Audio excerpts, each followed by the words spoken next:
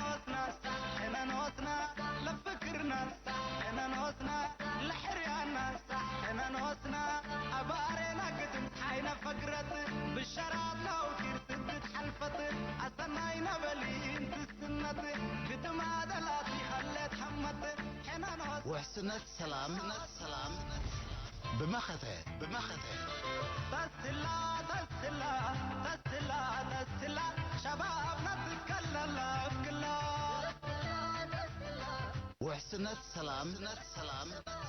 بمخته ريشنا بركتا رفعت لخامتا بعدك لتا قدنا تستنى تقلم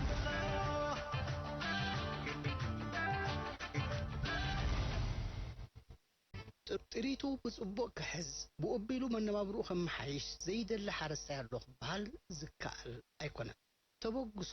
ዓቕምን ምሕደራን ግን ካብ ሓረስታይ ናብ ሓረስታይ ይፈላለ እዩ እዚ ኩነታት እዚ ድማ ንገሊኦም ሓረስቶት በቲ ዘለዎም ብቕዓት ክብ ዝበለ መነባብሮ ከም ዝህልዎም ክገብር ከሎ ንገሊኦም ድማ ትሑት መነባብሮ ከም ዝህልዎም ርዱ እዩ ኣቶ ሚካኤል ዘሚካኤልን ወይዘሮ ትዕግስቲ ህንፃን ኣብ ዞባ ማእከል ንኡዞባ ሰረጃቃ በለዛ ዝዓዶም ሰብ ሓዳር እዮም ኣቶ ሚካኤል ኣብ ሃገራዊ ጉቡኡ ስለ ዝርከብ እቲ ዝበዝሕ ስራሕ ጾር በዓልቲ ቤቱ ምዃኑ እዩ ዝፍለጥ ብ2011 ንደቆም ንፀባ ትኸውን ሓንቲ ላም ኣጥርዮም ጽቡቕ ኣጋጣሚ ኮይኑ ጽቡቕ ትሕለብ ጥራሕ ዘይኮነ ኣንስትዮ ትወልድ ብምዃና እታ ናይ ፈለማ ዝገዝእዋ ላም ንሳ ካብ ዝወለደተንን ዝሕለብ ፀባ ንዕኦም ኮይኑ ናብ ከባቢኦም ክሸጡን ምንጪ ኣታዊ ክረኽቡን ዕድል ረኺቦም በዚ ድማ ዓይኒ ኾንቁሑ ኣተሓሳስብኦም ከስፍሑ ጀመሩ ናይ ፀባ ከብቲ ብብዝሒ መሓዝ ዘይኮነ እተን ዘለዋኻ ብሉፃትን ውሕዳትን ክኾና ከም ዝግባእ እናተጋህደሎም መፅዩ ናይዚ ፍታሕ ዝበልዎ ዝተመሓየሻ ናይ ፀባ ከብቲ ምውናን ወሳኒ ስለ ዝኾነ ዘገም እናበልዎ ክበፅሕዎ ምዃኖም ብምእማን ከዕውቶም ናብ ዝኽእል ሜላ ክድህቡ ቀዳማይ ምርጫኦም ገይሮም ተበገሱ በዚ ዝተወስደ ዝተበግሶ ኣብ ፀባን ውፅኢት ፀባን መምሕያሽ ኣርዩ ወረቐት ምስክር ኣፍልጦ ስራሕ ዝረኸበ ትካል እዩ እቲ ሕቶ በዓል ቤትኪ ሃገራዊ ኣገልግሎት እዩ ዘይሕግዘክን ግዜ ኣሎ ነቲ ጾር ብኸመይ ኣጣሚርክዮ ትኸዲ ኢልና ንወይዘሮ ትዕግስቲ ህንፃ ተወኪስና እኽእል እየ ኩሉ ነገር ምሕላብ እኽእል ነዘን ማልውን ኣይፅግመንን እዩ ዝመፅእ ኸይ ስለ ዝኾነ በዓል ቤተይ ባዕለየ ዝገብረለን ኩሉ ኣለይ መለይ ማየን ፅሬተን ምግበን እዚ ባዕለየ ዝህበን ገዛን ናይ ጥሪትን ሒዝካ መኻድ ቀሊል ኣይኮነን እሞ እዚ ክሳብ ክንደይ ይኸብደኪ እንታይ ዓይነት ኣገባብ ተጠቒምኪ ኸ ትመርሕዮ ነው እንድሕር ተበጊስካሉ ናይ ገዛ ይፅግምን እዩ እንድሕር ተበጊስካሉ ፀገም የብሉን ክገብር የትልካ ዘይግበር ነገር የለን ናይ ገዛ ሰርሕ ናይ ተንማልዊን ብሰዓታትን ኣፍታ ሰዓትን ውህበን ከይጉደል ኩለን ህበን ወላ ሓንቲ ፀገም የብሉን ብዛዕባ ናይ ገዛ ኣብ መደቡ ብዛዕባ ናይ ማልካ ኣፍቲ ሰዓተኒ ማየን ኩሉ ምሕላበን ኣብቲ ሰዓተን ከይጉደል ኩለን ኣይጉድለለኒ ሳላ ፀባ እዚ ኣገርና ፀባስ ጽቡቕ እዩ ውፅኢታዊ እኽትብል ፀኒሕኪ ውፅኢት እንድሕር ኣለዎ ከዓ ናቱ ውፅኢት ዝረባሕኩምሉ ኩሉ ኣለዎ እስኪ እንታይ ትብል ሳላ ፀባ ንመነባብሮና ኩሉ ካብ ሰብ ከይደለና መነባብሮና ንገብር ጥሪትና ንብረት ገዛና ወይን ብሳላ ፀባ ሸይጥና ፀባ ንብረትና ንገብር ሸይጥና ፀባ ቀለበን ንገብር ሸይጥና ፀባ ደቅና ነምህር ፀባ ሸይጥና ከዓ ቀለብና ወላ ሓንቲ ስሕፍታ የብልና ንብፅ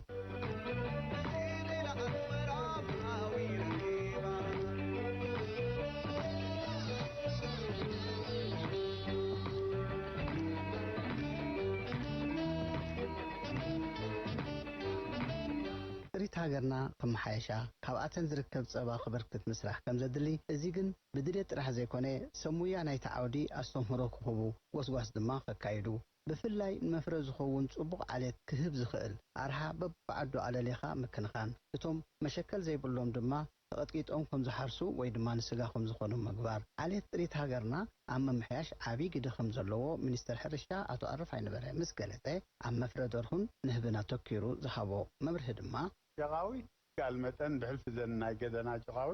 ነፍሲ ወከፍ ስድራ ቤት ከም ዝበፅሓ ክንገብር ክንክእል ኣለና ሓረስቶትና ሓደ ምንጪ እቶት እዩ ካልኣይ እውን እዚ ኸመይ ዝኣመሰለ እንቋቑሖ ንደቆም ክቡውን ማእዛዊ ምግቢ ዝተኣሳሰረ እዩ ኣብ መፍረ ንህቢ ገስጋስ ንገብር ኣለና ኢሉ ዝሓቁ ገስጋስ ንገብር ኣለና ግን እንታይ ኣትኸውን ዘላ ውሑዳት ሰባት ራይ ማብዚ ተዋፊሮም ዘለው ስለምንታይ ቅድሚሎሙ ንዛረበሉ ነበርና ኢና ሓድሽ ኣይኮነን ስለምንታይ ኢና ኣብ ውሑዳት ሰባት ንጥምት ስለምንታይ ነፍስ ወከፍ ገባር ብሓደ ቆፎ ዘይጅምር እዞም ሕጂ ደሚርካ ናይ ሙሉእ ኤርትራሲ ብዛዕባ ካብ 25,000 እስካዕ 30,000 ቆፎ ኢና ንዛረብ ዘለና ነፍስ ወከፍ ገባር ሓንቲ ብውሕዱ ሓንቲ ተዝሕዝ ግን ብዛዕባ 450,000 ቆፎ ኢና ክንዛረብ ስለዚ ኣብ ክንዲ ካብዞም ውሱናት 50 ኣለዎ ዶ 60 ቆፎ ኣለዎ ዶ ፅቡቅ ንኡ ይኮና ንቃወም ዘለና ግን ነፍስ ወከፍ ድሓር ኣብ ምንታይ ኣኸ ሪኢኹም ኢኹም ትስልጠና ወይዛ ጋብላዊ ቆፎ ትበሃል ቀላልያ ከምዚኣ እንዳሰርሑ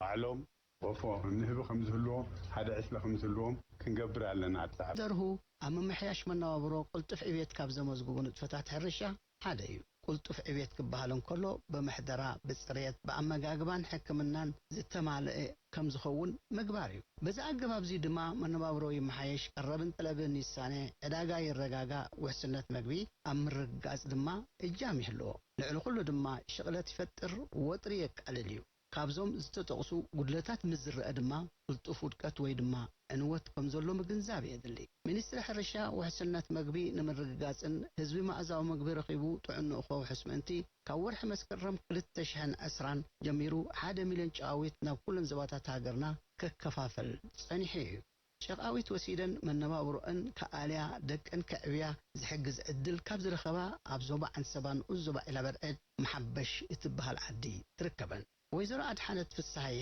ሓንቲ ካብተን ባዕላተን ስድራ ዝኣልያ ደቂ ኣንስትዮ እያ ብዛዕባ ዝተዓደላ ጨቓዊት ድማ ትገልጽ ባዕልና ደበገስናያ ዘይኮነስ ካብ ተኸባቡና 5 ዓመትና እዩ ማለት እዩ ካብቲ 5 ዓመት ካስጋዕ ዝሕጂ ሕጂ እውን ተወሳኺ 25 ወሰኻትና መንግስቲ ንሕና ፅቡቅ ዝትሪእዎም ዘለኹም ብዓይንኩም ትሪእዎ ኣለኹም ማለት እዩ ንሕና ብቕዓት ናቶም ብሓቂ ተቐቢልና ኣለና ከም ትሪእዎ ዘለኹም ንሕና ሰፈሮም ከምኡ ነዳልወሎም ንብረቶም ከምኡ ነዳልወሎም መግቦም ከምኡ ነዳልወሎም ብሓቂ እንድሕር ሒዝካዮ ደርሆኻ ብሓቂ ጥቕሚ ንቤት ጥቕሚ ንመነባብሮኻ ከም ምዃኑኻ ንሕና ተረዲእና ኣሎ ማለት እዩ ደርሆ ሃገርናን ደርሆ መንግስትን በበይነን ዓሌተን እስኪ ጥቕመንን ጉድኣትን ፈላልይ እስከ ንገርኒ ብሓቂ ኣለዎ ምክንያቱ እንታይ እስከ ኣብቲ ናይቲ ምውላድ 12 እያ ተብፅሕ ማለት እዩ ናይ ሃገርና እንደዛ ኣነ ፊ 12 ተብፅሕ ከባቢ 2 ሰሙን 3 ሰሙን ምሕቃቅ ኣልዋ ዘይምትንሳእ እዚአን ቀፃለኻ መግብሃን ኣብ ንድሕር ሂብካያን ቀፃለኻ መዓልቲ ቋርፆ መዓልቲ የብለን ማለት እዩ ምሕቃቅ ዝበሃል ይብል ነዛ ሓቂቐት ምሕቃቅናተን ሓንቲ መዓልቲ ወይ 2 መዓልቲ ምቁራፅ እዩ ማለት እዩ ከፋ ይብላን እየ ካልኣይ ኣብ መገቢ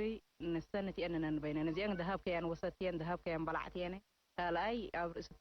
ክስታይናተን እውን ንሕና ተጠቕመና ህና ሕቁፎም ብሓደ መዓልቲ ክበካ ከሎ ሓደ መዓልቲ ንስኻ ጥሪኻ ክስታይ ተብሎኒ እቲ ከምኡቲ መንግስቲ ሕፍስ ኣቢሉ ዝህበካ ነንወይኒ እዩ ንሕና ነዳቕለና ኣለና እውን ንሕና ከምትናቶም ናኦም ጥራይ ተፀበይቲ ዘይኮና ዳቂልና ኢና ኩሉ ናፍሪናያን ዘለና ዝበዝሕ 25 ሓደ ግዜ 25 ካብ ሕጂ እውን ደጊሞምና ኣለዉ ማለት እዩ ውሁድ ስድራ ቤታዊ ሕርሻ ሓንቲ ስድራ ኣብ ርብዒ ሄክታር ናይ ሕርሻ መሬት እቲ ክትዘርኦ ትኽእል ትዘርእ ኣብ ወሰና ስናይ ትግራት ንፀዓትን ንፍረታትን ዝኸውን ኣግራብ ትተክል ፀዓት ማለት እንጨይቲ እትቁጥባት ሓነት መጎጎ ይህልዋ ሓንቲ ዝተመሓየሸት ናይ ፀባ ከብትን 25 ማዕሪረን ዝበልዓ ደርሁ ገደናን ብክልተ ዕስለን ህቢ መነባብሮኻ ከም ትመሓይሽ ዝገብር ንሓረስቶት ዘርብሕ ኣወዳድባ እዩ ነዚ ብደረጃ ዓዲ ብግቡእ ካብ ዝተግብራ ዓድታት ሓንቲ ኣብ ዞባ ዓንሰባ ንኡስ ዞባ ኢላበርዐድ መሓበሽ ዝተባሃለት ዓዲ እያ ኣቶ ማህደር ማንታይ ዝተባሃለ ሓደ ካብቶም ኣብነታውያን ሓረስቶት ናይቲ ዓዲ እዩ ካብ ሚኒስትሪ ሕርሻ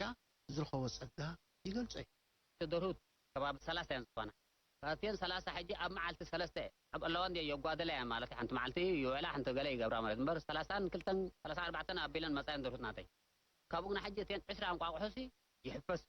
15 እንቋቑሖን ዝሕፈሰሉ እውን ኣሎ ማለት እዩ ሕጂ ካብ ኣማግባ እዩ ካብ ካልእ ሓንቲ ፀገም የብለን እዚአን ማለት እንተ መጊብካየን ብስጋ ተዓግብ ብምህርትናተን ብእንቋቑሖኻ ተዓግብ እንቋቑሖናተን ዳቂልና ኣብዚ ድሕሪ ሕጂሲ ዋላ መንግስቲ ክበና ጥራይ ቀንፈዘው ኢና ክንጥምት መገዲ መንግስቲ ክንጥምት እንተኮይና ንሕና እቲ መንግስቲ እውን ኣይተዓወተን ኣበጊስካ እዚኣ ቀበ እዚኣ መገዲ እንታትሒዝካ በቲያ መገዲ ድኻ ትኸይልካ ትኸይድ እንትኾንካ ትዕወት ሳብ ነሱ ደፊኡ ዘበጊስካ ካብ ጠጠው ኢልካ እንተፀኒሕካ ግን ኣብ መገዲ ትውዕል መገዲ ኣትሒዝና እዩ መንግስቲ ብሓቂ ሚኒስትሪ ሕርሻ ዝገደፈና የብሉ ፅቡቅ ደርሆ ሃብ ክትረክብ ተብሊዕኻያ ትበካ ተዘይብሊዕኻያ ከመይ ትምግባ እስከ ንገረኒ ይምግባ ኣነ ምግበ ከም ዓቕመይ ኣብ ኢደይ ዘሎ ምሳናያ ትምገባት ኣለዋ ካብዚ ኣልፋ ኣለዎ ካብዚ ኤርባ ፅድና ነምፀን ካብቲ ኤርባ እውን ክንህበን ከለና ዘይደረቐ ጉልዱል ዝኾነ እየ ንህበንአን ማለት እዩ ካብ ገዛ ከዓ ብልቱብ ኣሎ ማሸላ ኣለ ዘርእና እዩ ንኡ ንህበን ተረፍ መረፍ መግቡ እንተጠሪኹ ንህበን ነስ ይምገባ ንሕን ከማና እየን ዝምገባት ኣሎ ማለት እስኻ ትገብረለንን እሰን ዝበኻ ኣታውን ኣማዛዘኖ እስኪ ኣነ ንኽቕልበን ከምዚ የውፃለን ሰንካ ከምዚ ይህባንስ ካብዚ ጅባይ ቅርሺ ትወፅእ እንተኮይና ትሕመነ እንተኮይና 10 ቅርሺ ክረኽባ ኣይኽእልን እያ ካብ ጅባይ ጥራይ ዝወፅል እንተኮይነስ ክዕወት ኣይኽእልን እያ ሕጂ እተን ምህርቲ ከይዋፋርካ ክትረክብ ኣይትኽእልን 5 ቅርሺ ረኺባ ኣብዚ ደፊና እንተውዒለስ 5 ቅርሺ ኣይትመፅእን እያ ስለዚ ውፅኢት ንሰንዶም ፀወታ 20 እንቋቑሖ 10 ቅርሺ ውፅእ 20 እንቋቑሖ ክንደይ ይሽየጥ ኣለ ንኣብነት ዋላ 40 ቅርሺ ይኹን ወይ 30 ቅርሺ ይሽየጥ 10 ኣውፅኢካ 30 ቅርሺ እንተኣትያሳነ መኽሰብ ሙሉእ ኣሎ ብዝኾነ ነገር ሽግር የብልናን ንሕና ማለት እዩ ምህርቲ መሊኡ በዚ ፀባ ኣሎ በዝኻ እንቋቑሖ ኣሎ ብጣዕሚ ኢና ንመስግን ንሕና ኣብ ሰበይታ ኣነ ዝሽግራ የብለይኒ ንዓዩ ነሳት ትሽግር የብለ እንተሎ ውላድና ከይተረፈ ነትሕና ኣይንሸጋገር ኒና ዘሎና ማለት ብዛዕባ እዚአን ኣብዚ ሚኒስትሪ ሕርሻ ሂብና ዘሎ ደርሁተን ይኹን ሓብኦ ይኹን ብፀባ ይኹን ብእንቋቑሖ ኢና ንነብር ዘሎና ንሕና ክንድገፍ ወይ ንሕና ክንረብሕ ኢሉ እንዲ መንግስቲ ከይደቀሰ ሓዲርና ኣና ከም ዝገደገፍ ኣብፅሕና ዘሎ ሰበይተይ ቆለውዐይ ኣነ በብናትና ገንዘብና ፀጊብና ኢና ንሕና ቅርሺ ዘይብል የብልናን ሕጂ ብሓባር እንተኮይኑ ብሓባር የርባሓና በበይና እንተኸድናን በበይና ረኸብና ኣላቃሕና ዝብል ሰብ የብልናን ኣብ ድኳን ለቃሕ የብልናን ካብ ጅባና ንብገስ ወደይ እንተኸይዱ በዚያ ተቐቢለ ሃባ እስከ 10 ቅርሺ ኢለ ኣብ ደበስ ከይድ ኣብ መርዓ ከይድ ሰበይተውን ከምኣ ትኸይድ ምፍልላይ ዝበሃል ጠሚኻ ዘይተፈለኻ ምስ ፀገብካ እውን የጋጮ እንዲግና ክሳብ ሕጂ ንሕና ዕጉባት ኢና ሕጉሳትን ኣሎና ማለት ባንዴራይ ሰማይ ተመስኩላ ባንዴራይ ዘሚላ ተበልብላላ ዘሚላ ወይ ተበልብላላ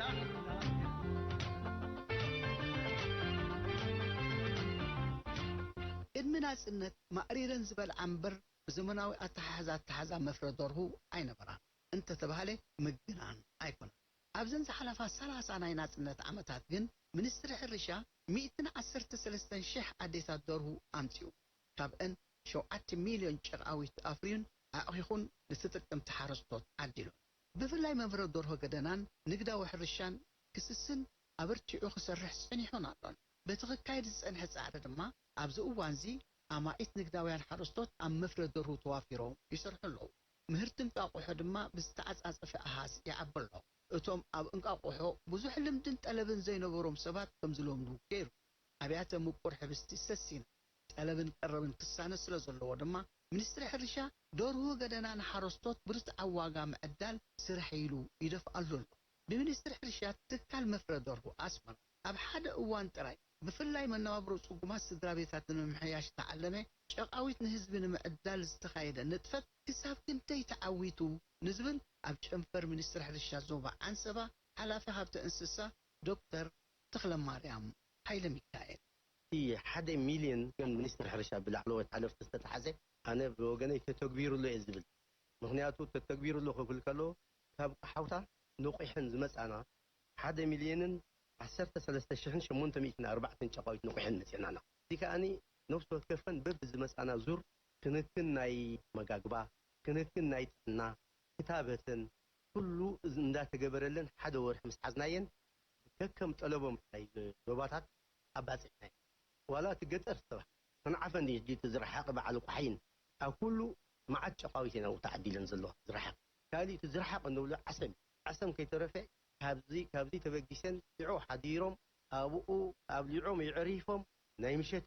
ኣብ ዛሕሊ እንዳተጓዓዙ ንሓረስቶት ከም ዝበፅሕ ጌርና ማለት እዚ ሓደ መስርሕ እዩ ኣብ ዓወት መብፃሕ ቀሊል ከዓ ኣይኮነን ብድሆታት የብሉን ክብል ከዓ ኣይከኣለን እሞ ዘጋጠመኩም ብድሆን ከመይ ከም ዝሰገርኩሞ እንተ ትገልጸ ዘጋጠመ ብድሆታት ሕጂ ዓሰም ከነብፅሕስ ቀሊል ኣይኮነን እንዳርኢኻዮ ምስቲ መንገዲ ርሕቐት ምስ ክሊማ ተሓሒዝካ ንሕና እቲ ብድሆት ኢና ንገብር ኩሉ ግዜ ሰዓት 6 ናይ ምሸት ጉዕዞና ካብዚ ንጅምር ካብዚ ተበጊስና ሰዓት 8-9 ኣብቲ ጢዖፍ መዕረፊ ቦታ ንበፅሕ ኣብኡ ሕጂ ምግብን ማየን ተዳሊፀንሕ ኣብኡ ኩለን ይራገፋ በሊዕን ሰትየን ናይ ምሸት ክኾን ከለካ እንደገና ጉዕዞኦም ይቕፅሉ እዚ በዓል ናቕፋ ገለመለ ክኾን ከሎ ልክዕ ንጉሆ ከም ናእቱ ኢና ንገብር ትጉዕዞና ለይቲ ጉዕዞ ዛሕሊ ከሎ ፀሓይ እንድዕር ኮይኑ ኩለን ጨቃዊት መይተና ኣለዎም ጉዕዞና ኩሉ ግዜ ለይቲ እዩ ነይሩ እቲ ብድሆታት ኣብዚ እንድዕሪኻዮ ዝገዛውቲ እዚ ዝሓለፈ ኣስሓትያን ዛሕልን ብርቱዕ እዩ ነይሩ ንዚ ንምብዳህ ለይትን መዓልትን ስራሓት እዚ እንዳስራሕና ምስኣተን ደው ኢልካ እንዳሓደርካ ቁሪ እንተኮይኑ ነቲ ኣስሓትያ ዝመፅእ ብተንኮበቲ ብገለ እንዳይሸፈንካ ኣብዚ መሞቁለና እንዲ ናይ 12 መዓልቲ ዝኸውን ክልተ ቦታ ግን ከምኡን ሰሙን ይመፃና ስለ ዝነበራ ብዝሒ ቦታ ክለቃ ስለ ዘለዎን እንታይ ንገብር እዚ ዝረኣኩሞ ኩሉ ብተንኮበታት ሸፊኑ ዛሕሊ ንምክልኻል እዩ ነይሩ ንዝበን ከዓ ዝሓልፍናዮ ኣስሓትያን ዛሕልን ቀሊል ኣይኮነን ስለዚ እዚ ብድሆታት ቀሊል ኣይነበረን ንምብፅሕን የትራንስፖርትን ገለ ኩሉ እዚ ፃዕሪ ተኻይድ ወላ እቲ ወፃኢታት እውን ድዕር ርኢኻ ብዓይኒ ወፃኢታት ይርኢኻ እውን ኣነ እቲ ሚኒስትሪ ሕርሻ ዘውፅኦ ዘሎን እቲ ኣብ ትራንስፖርትን ኣብ ሰራሕተኛታትን ኣብ ናይ ፅሬትን ኣብ መድሃኒትን ኣብ ክታበትን ዝጠፍእ ብዓይኒ ገንዘብ እንተሪእናዮ ዳርጋ እንተሓረስታይ ድጎማ ኢና ንገብረሉ ዘለና ማእዛዊ ምግቢ ንኩሉ ኣብ ኩሉ ዝብል ቴማ ሒዙ ውጥን 5 ዓመት ኣጽዲቑ ንትግባሬ ተበጊሱ ኣሎ ማእዛዊ ምግቢ ካብ እንስሳን ውፅኢቱን ካብ ኣካልን ጥረታትን ካብ ናይ ቅብኣ ዝራእትን ይርከብ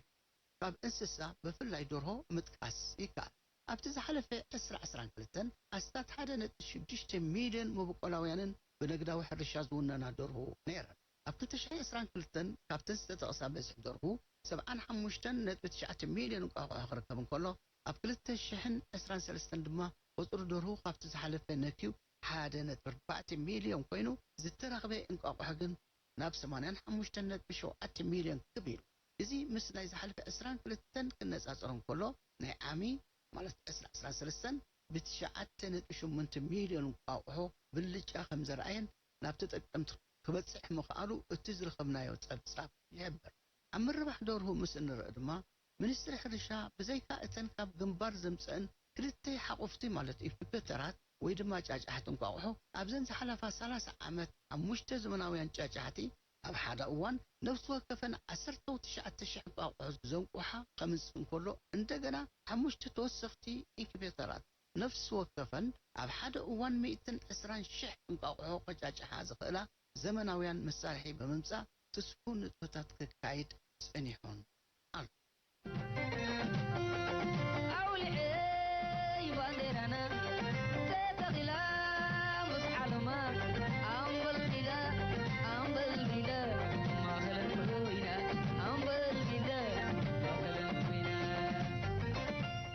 ኣብ ሃገርና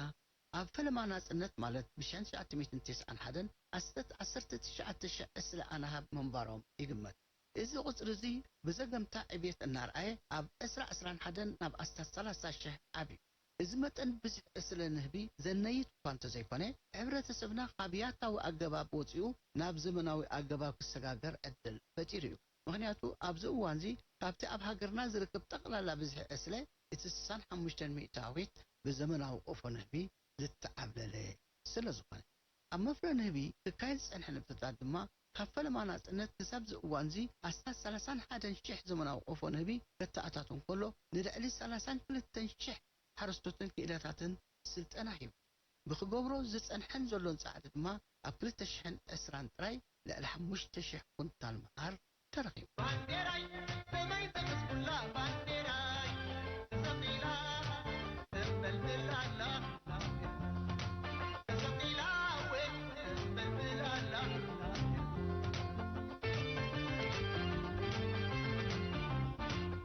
ካብ ኣሕመልትን ፍረታትን ልዑል ትሕዝቶ ማእዛዊ ምግቢ ይርከብ እዩ ሚኒስትሪ ሕርሻ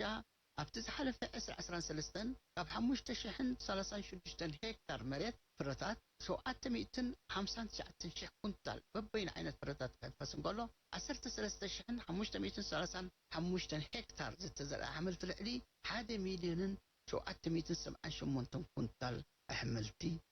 ኣብ ሃገርና ሓንቲ ሞርቶዴላ ብዝብል ስም ዝፍለጥ ስጋ ሓሰማ እቲ መስርሕ ትካል ጥራሕያ ነይራ ሞርቶዴላ ማለት ግን ስጋ ሓሰማ ማለት ጥራሕ ዘይኮነ ብስጋ ነዚ ምስራሕ ዝተፈላለየ ዓይነታት ስጋ ምምስራሕ ዘጠቃልል እዩ ከከም ባህልን ልምድን ናይቲ እትነብረሉ ሃገር ግን ክድረት ይኽእል ብስጋ ምራኹት ደርሁን ታኪንን ካልእን ብምስራሕ ይኽእል እዩ ድሕሪ ናጽነት ብምምስራሕ ስጋ ከብትን ሓሰማን ዝፍለጥ ሃኒ ምምስራሕ ስጋ ቤት መኻ ዝበሃል ትካል ኣሎ እዚ ትካል እዚ ኣብ ዝሓለፈ 2 ዓመት ኣብ ዓለማዊ መዓልቲ ምግቢ ወረቐት ምስክር ናይ ስራሕ ኣፍልጦ ዝረኸበ ትካል እዩ ስጋ ተጣሒኑ ንምዕሻግ ዝሓልፎ መስርሕ ብዙሕ እዩ ስጋ ድማ ተኣፋፊ እዩ ኣብ ተኣፋፊ ነገር ድማ ፅሬት ዓዲ ጥዕና ስለ ዝኾነት ንፅሬት ዝወሃብ ቦታ ክገልፀልና ንወናኒት ትካል ንኣቶ ተስፋ ልደት ገብሩ ዘቕረብናሉ ሕቶያ ነይራ መሰረት ናይዚ ትካል እዚ ፅሬት እዩ እዚ ትካል እዚ እንተዘይፀርዩ እቲ እነፍርዮ ፍርያት ብቕዓቱ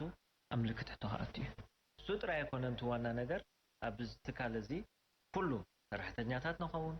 ሕና ካየት ስራሕ ንኹን تقند نحزا مجبي ندالو لنا مجبي دما زخونه زتقاملو عميل بأمنت كيوعيه كيبسله أتا زتقاملو مجبي سلا زخونه نحنا بحلافነት كنسرحلو يجبا سلازي ازي ابا امرؤ تطعيني يسرح نفس وقف ابال سيتكالسي كمو سلا زخونه خا حلافነት አለና ሱጥራ ይኮነን እዚ ተካልዚ ቀጻልነቱ ክረጋገጽ ተኾይኑ ብቁዕ ፍርያት ከፍርለዎ ዓማዊሉ ተኣማሚኖም ክወርዑ ተኾይኖም ብቁዕ ፍርያት ከፍሪ ተኾይኑ ተካልሲ ጽሬት ቀዳምነት ክሰርዕ ክኽእል ኣለዎ ከም ትርእይዎ ብሙሉእ ዝገዛ መናድቑ ጻዕዳ ጥራይ ኣይኮነን ሴራሚክ እሱ ትሚሉ ዝግበር ኣይኮነን ብዕላማ እዩ ዝግበር ዕላማኡ ድማ እንታይ እዩ ብቐሊሉ ትርስሓት ንኽርአን ብቐሊሉ ንኽትጸርን ተባሂሉ ዝግበር ናይ ህንፃ ኣቃውማ እሱ ጥራይ ኣይኮነን ነፍሲ ወከፍ ርስሓት ብኣገባብ ኣብቲ ናይ ርስሓት ቦትኡ ንኽኣቱ ንዑ ዝበቅዕ ምስቲ ገዛ ዝኸይድ ቅርፂ ናይ ርስሓ ፈሳሲ ክህልዎ ክኽእል ኣለዎ እዚ ድማ ከምዚ ዝረኣኹሞ ናይ ባዕሉ ካናል ኣለዎ ርስሓቱ ብኡ ገይሩ እዩ እዚ ክኸውን ከሎ ብትእዛዝ ሚኒስትሪ ሕርሻ ጨንፈር ሕጋጋትን ቁፅፅርን እዩ ዝትግበር ብኡ ዝምራሕ ብኡ ዝትግበር ንሕና ድማ እዚ ነገር እዚ ስለ ዝገበርና ድማ ነቲ ነዳልዎ ብቕዓቱ ንኽሕሉ ዓብተር ኣለዎ ስለዚ በዚ ኢና ነረጋግፆት እዩ ብቕዓት ናይ ትሕዝቶና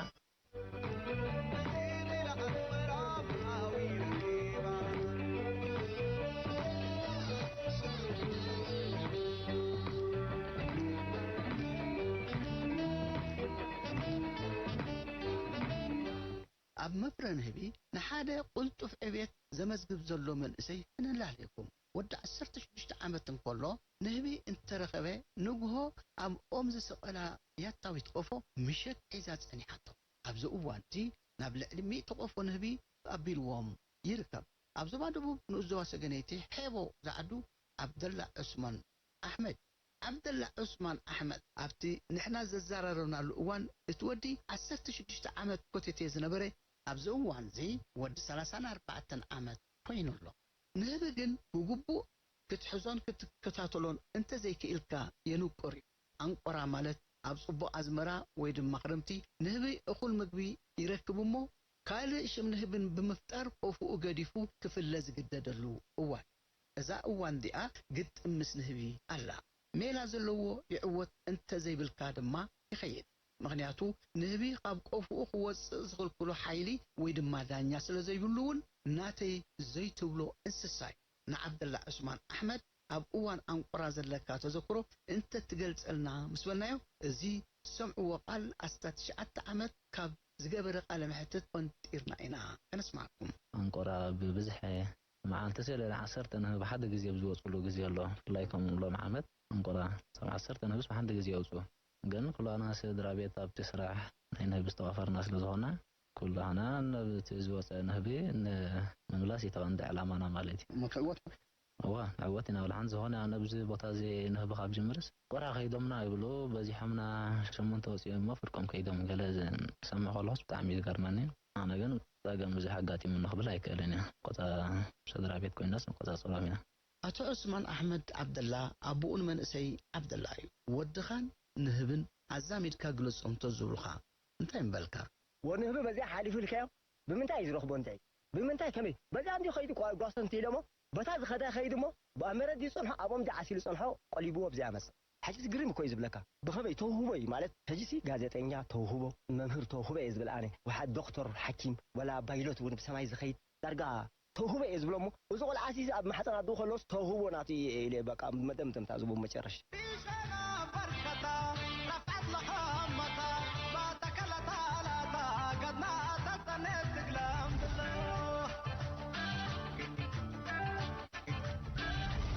ዝኸበርኩምን ዝኸበርክንን ሰማዕትና ኣብዚ ዝሓለፈ ናይ ናጽነት ዓመታት ኣብ እንስሳን ውፅኢቱን ኣተኪርና ዘዳልናዮ መደብኩም ክትከታተሉ ጸኒሕኩም ኣብቲ ዝቕጽል ኣብ ምሩፅ ዘርእን ኣድማዕነቱን ኣተኪርና ምስ ሓደ ሓረስቶትን ሰሙይ ሓርሻን ኣዘራሪብና ዘዳለናዮ መደብ ሒዝናልኩም ክንቀርብ ኢና ውሕስነት ሰላም ብመኸተ حنانوتنا لفكرنا حنانوتنا لحريانا حنانوتنا أبارينا قدم حين فكرت بالشراطة وكير تدد حلفت